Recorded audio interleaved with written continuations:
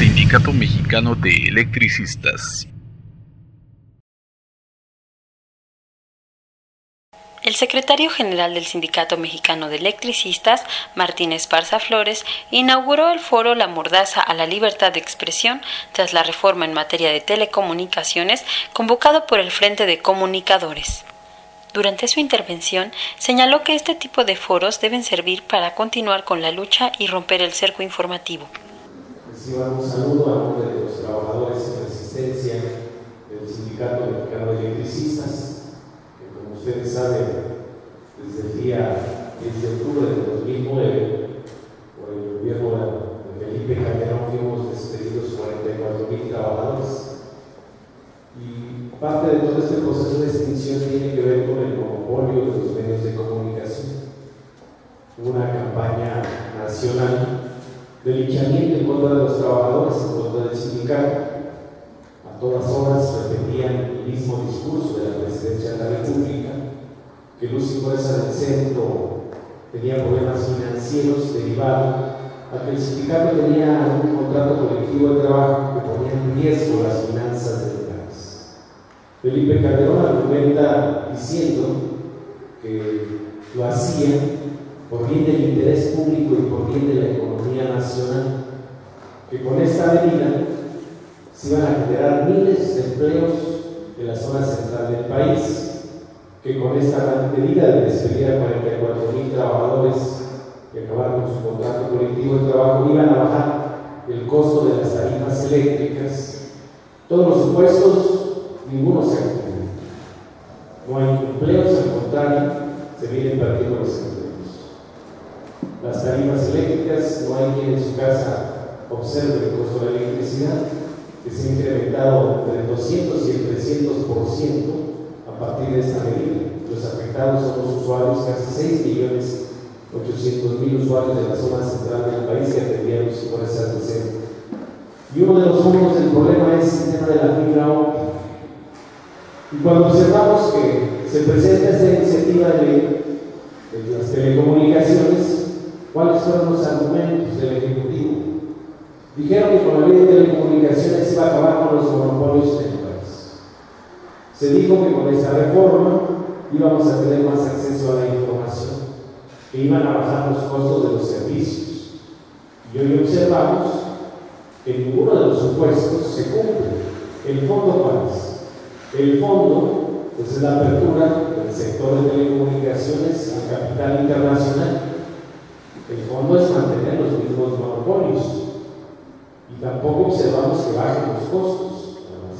Vaya entonces este foro que tiene que ver con este problema de la ley de telecomunicaciones, el Frente de Comunicadores, que atinadamente, con nuestra compañera Lourdes Martínez, con el compañero Jaime y todos los que han hecho posible que se desarrolle, ojalá rompamos el cerco informativo, que es uno de los problemas que tenemos. El foro La Mordaza, la libertad de expresión tras la reforma en materia de telecomunicaciones. Nosotros decimos que sí se pueden revertir este tipo de reformas, pero tenemos que continuar trabajando y organizando a la sociedad. Por menos de esto, en Brasil están las protestas. Por menos de esto, en Egipto acaban de tumbar a un presidente. Pues me permito, para mí es un honor dar como inaugurado este foro, siendo las 10:31 de este día, viernes 12 de junio de 2013, damos por inaugurado este foro, La Mordaza a la libertad de expresión tras la reforma en materia de telecomunicaciones. Los periodistas Atenógenes Pineda, Erika Archundia y Lourdes Martínez plantearon que la reforma en el plano de las telecomunicaciones expresa la intención de acabar con los medios independientes a fin de mantener un control ideológico total. Pero en México, desde hace muchos años, y se ratificó con el gobierno de Peña Nieto, en la Cámara de Diputados se canceló la consulta ciudadana con la reforma en materia de telecomunicaciones, pero ya se había cancelado con la primera reforma que se hizo en el gobierno de Peña Nieto, que fue la educativa. El diputado federal por el Movimiento Ciudadano, Ricardo Mejía, fue casi el único en estos momentos, en estos días previos al 22 de marzo de 2013, que desde la tribuna se atrevió a afirmar que la reforma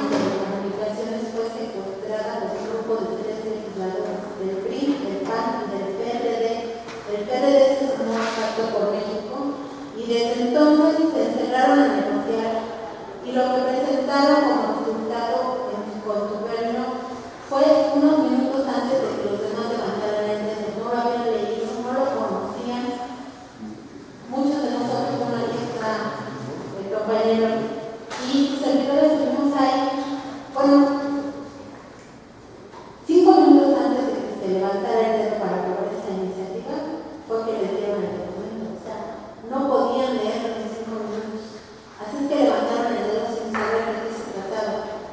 Es complicado que en una sola palabra se entienda la reforma en materia de telecomunicaciones. Entonces, quien no sea más o menos conocedor del tema no entiende qué es lo que pasa. Se reformaron 9 artículos de la Constitución. Ustedes recordarán que fue destituido de la coordinación de la bancada panista por haber hecho uso de su libertad de expresión. O sea, ni más ni menos que por decir el 15 de mayo del 2013 hacer una denuncia en la que dijo textualmente cómo llegan las iniciativas del Pacto por México a la Cámara. Son iniciativas trabajadas en lo oscurito, que nadie conoce, que nos envían a las cámaras y donde se nos solicita de la manera más atenta que las aprobemos sin cambiarle ni un punto, ni una coma, sin escuchar a nadie y sin escuchar el Consejo Externo. Esas son las iniciativas que les llegan a los diputados senadores del Pacto por México. Estemos equivocados. Él dijo, el Pacto por México se ha constituido en un supremo poder conservador, metaconstitucional. El Pacto por México es la coartada para reconstruir un presidencialismo autoritario que genera leyes al margen del sentir ciudadano y en la opacidad. Se han ido acentuando las prácticas excluyentes. Esa tendencia nos llevó a los conductores de frecuencia laboral en el espacio donde los trabajadores son la noticia a poner como encabezado de esa nota sobre la reforma a 9 artículos constitucionales que se conoce como reforma en materia de telecomunicaciones. Anulan al Congreso con la reforma en telecomunicaciones, lo cual es en un estado de derecho, o sea, acaba con el estado de derecho anular con el Congreso, lo cual habla de un proceso de la democracia, que el Congreso no solo lo anule desde el Pacto por México, sino que los diputados senadores acepten la documentación, acepten que les dicten, como dijo Ernesto Correa, que es decir o por qué votar. Pero el grito del cielo lo pusimos cuando al revisar lo que aprobaron los diputados en los públicos y lo que ratificaron los senadores con autoría y audiencias públicas fue que limitaron en el artículo 6 constitucional nuestro derecho a la libertad de expresión, agregando que no se puede atacar la vida privada. Hoy, en estos momentos, con la reforma que entró en vigor el 12 de julio de 2013, se inscribe que la manifestación de las ideas no será objeto de ninguna inquisición judicial o administrativa, sino en el caso de que ataque la vida privada, además de lo que ya les mencionaba. Y nos preguntamos nosotros, igual que lo hizo Francisco Zarco en 1856, que se pretendía meter ese concepto, y de hecho se hizo, después se quitó, y ahora regresó con el tema. ¿Y qué quiere decir eso? ¿Qué quiere decir eso de que la libertad de la manifestación de las ideas de los mexicanos no será objeto de ninguna inquisición judicial o administrativa, sino en el caso de que ataque la vida privada? Pues lo que quiere decir para el Frente de Comunicadores es que sentaron las bases para que si un periodista, un tuitero, un defensor de derechos humanos o un ciudadano que tenga un blog o su propio portal con transmisión de radio o de televisión será enjuiciado, será encarcelado, será multado. Lo menos que le puede pasar es que lo multen, y lo peor es que lo multen con el precio de su departamento o de su casa o de su carro. Si critica o denuncia los despilfarros en la vida privada de algún funcionario público. La situación es grave, porque la corrupción solo la podemos ver en la vida privada de los funcionarios. La corrupción solo la podemos ver en los autos que tienen sus hijos, en los viajes en yate, en las propiedades, en las cuentas bancarias. Porque en México la transparencia no ha llegado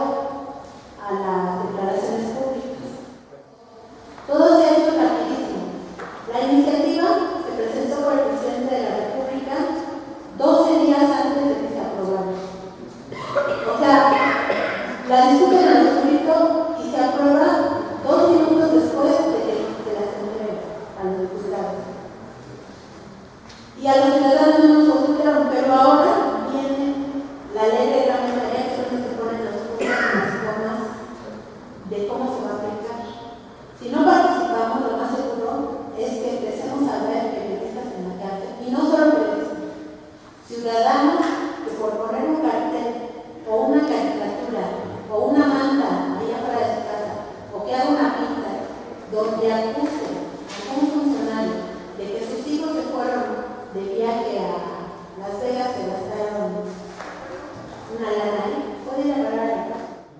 Por lo que han pedido, perdón, el orden público. De suyo grave la aprobación el 22 de mayo pasado de esta reforma en materia de comunicaciones, como decía Lourdes, sin que hubiera discusión alguna de por medio, ni investigación, ni académicos, ni especialistas, ni consultas ciudadanas, es decir, todo el orden parlamentario, toda la reglamentación se la pasaron integralmente por el arco de la derrota. Y nos ensartan en una suerte de estado de excepción ciudadana en materia de libertad de expresión. Este artículo 6 se refiere básicamente también al derecho humano a la libre manifestación de las ideas, que es parte de la Declaración de los Derechos Humanos, en sus artículos 19 y 29, que los voy a leer. El 19 nos dice que todo individuo tiene derecho a la libertad de opinión y de expresión.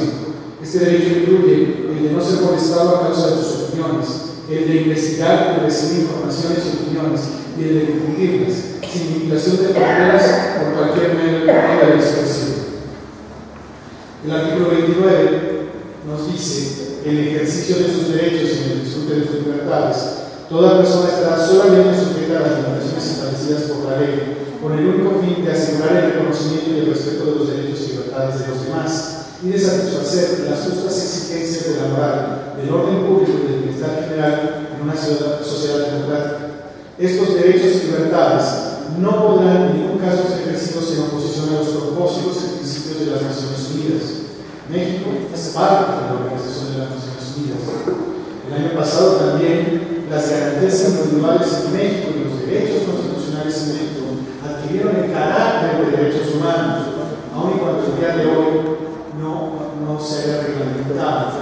Sin embargo, hay una contradicción profunda al aprobar este artículo 6 y particularmente el asunto de la vida privada. Pero adicionalmente, la mirada desde el serial es que consideramos el derecho a la libre expresión que es fundamental y esencial en la lucha por el respeto y promoción de todos los derechos humanos laborales de todas y todos los trabajadores. Los trabajadores y trabajadoras pueden sufrir severas amenazas y consecuencias graves a partir de esta reforma si se les restringe la posibilidad de opinar libremente o a intentar denunciar injusticias y exigir cambios en beneficio de su desarrollo como trabajadores y personas. En México, después de esta reforma, el derecho a la libre expresión no solamente está amenazado, está secuestrado. Por ejemplo, y ya lo hemos visto y lo estamos viviendo desde hace ya bastante tiempo, los gobiernos represores van a seguir buscando impedir la lucha por la defensa de los derechos ciudadanos, de los derechos laborales, etc. Van a buscar impedir que los cambios que permitan a la clase trabajadora superar y mejorar sus condiciones se den. En los últimos 10 años, lo denunciamos desde el cereal, se ha perdido más del 80% del valor adquisitivo. La canasta básica ha aumentado más en 1.200%. Hoy, con un salario mínimo, se compran no más de 3 litros de leche. Y hace 10 años se podían comprar 10. De ese tamaño es la gravedad. Y de ese tamaño es la gravedad al documentar la información. Esa información no se hace, esa información no se pone en conocimiento de la sociedad, no se discute en la sociedad. Ustedes buscan canasta básica en la web, se van a encontrar información de Perú, de Argentina, de Holanda, de España. Y la última publicación en México es de 2009 del Partido del Trabajo. Para nosotros, desde la defensa de los derechos humanos laborales, esta reforma obstaculiza la responsabilidad y la exigibilidad. El ataque a la verdad, a la vida privada, a los derechos financieros, no representa que los funcionarios y empresarios puedan ampararse en esos supuestos para deslindarse de sus responsabilidades. Y eso incluye la manifestación de opinión pública de trabajadores y trabajadoras. Es decir, existe un riesgo de que si te manifiestas contra las juntas de conciliación frente a las empresas, frente a las autoridades de Estado, puedan decir que estás atacando y estás poniendo en riesgo el orden público, ¿no? estás dañando su imagen, que es parte de su derecho de vida privada como persona, ¿no? Y entonces, pues con la mano de la cintura venga la represión. Nos hacemos preguntas. ¿A qué acciones conviene acudir entonces las y los trabajadores en su defensa y en la visibilización de sus problemáticas? La censura pública es real y es un riesgo latente y cotidiano en los medios de comunicación, prensa, radio. Para las organizaciones sociales como SEA, romper el cerco mediático, incluso para denunciar las condiciones de ataque, de violentación que padecemos los defensores y defensoras de derechos humanos, ha sido llevarnos al límite de que el discurso oficial provoque que financiadoras internacionales se retiren del país, porque en México ya no somos un país emergente, ¿no? Entonces México y sus organizaciones sociales ya no requieren de recursos internacionales para la defensa de los derechos ciudadanos, laborales, sociales, políticos, etc. Todavía estaba en vías de aprobarse en la Cámara de Senadores y en la Cámara de Diputados. Después vimos que este fue un proceso sumamente rápido, donde no hubo discusión de nada, de nadie, sencillamente fue una propuesta llegada desde arriba para que el Congreso de la Unión la aprobara sin mover ni un punto ni una coma. Esto nos preocupa aún más todavía porque estamos viendo que el gobierno federal está muy interesado en que en este momento de inicio del sexenio, cuando ellos tienen todas las posibilidades de poder llevar a cabo todo tipo de reformas, de las llamadas estructurales y de las demás reformas que tienen como finalidad allanar el camino para que los inversionistas de adentro y de afuera tengan el camino allanado para poder explotar lo más que se pueda a nuestra sociedad, a nuestro país. Y esto quiere decir que no solamente se les va a preparar una ley, o ellos van a hacer su propia propuesta de ley, de tal manera que ellos puedan seguir monopolizando las telecomunicaciones. De evitar, aunque ellos digan lo contrario, de evitar la competencia. Pero también esto comentamos con los compañeros que organizamos este foro, que esta reforma constitucional a las telecomunicaciones es un medio de sometimiento a la sociedad, ¿no? Junto con la reforma educativa que ataca no solamente los derechos laborales, sino también ataca la libertad de cátedra, entre otras cosas. Es un medio de control ideológico, de tal manera que la sociedad, al momento de que se presenten problemas como este de las telecomunicaciones, probablemente no tenga para ellos ninguna importancia. Es una reforma a la ley de telecomunicaciones, pues es que le preocupe a Sky, que le preocupe a los de Teleazteca, pero nosotros no tenemos nada que ver con eso. A nosotros que nos sigan pasando las telenovelas, que nos sigan pasando el fútbol, que nos sigan mediatizando. Y eso es suficiente, ¿no? Y por eso vemos que pasan reformas como la reforma laboral y la clase trabajadora acumulada, la clase trabajadora ni siquiera se enteró, ¿verdad? Y somos casi 40 millones de salariados en este país, aunque muy pocos organizados en sus sindicatos, pero la mayor parte de los sindicatos están también controlados.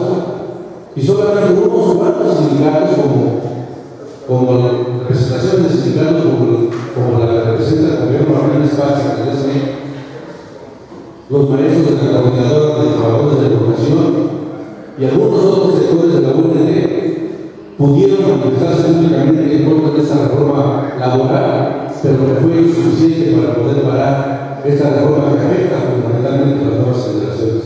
¿Qué les vamos a dejar? Nosotros disfrutamos como una generación anterior lo que nos dejaron los trabajadores de las huelgas de Cananea, de Río Blanco, lo plasmó en el artículo 123 de la Constitución, pero ahora todo eso está desapareciendo. Ya no hay casi nada bueno que dejarles a la nueva generación, porque no ha habido una capacidad de respuesta por parte de los trabajadores organizados. De ahí que nosotros pues celebramos que hayamos llevado a cabo este evento, pero que seguramente este debe ser el inicio de otras actividades que tenemos que emprender aquí en otros ámbitos para poder ir desarrollando esa conciencia crítica y política de la sociedad, para que podamos ser capaces de enfrentarnos a esta gran acometida del Estado, del gobierno mexicano, en contra de la población. Fraternalmente por el derecho y la justicia del trabajador.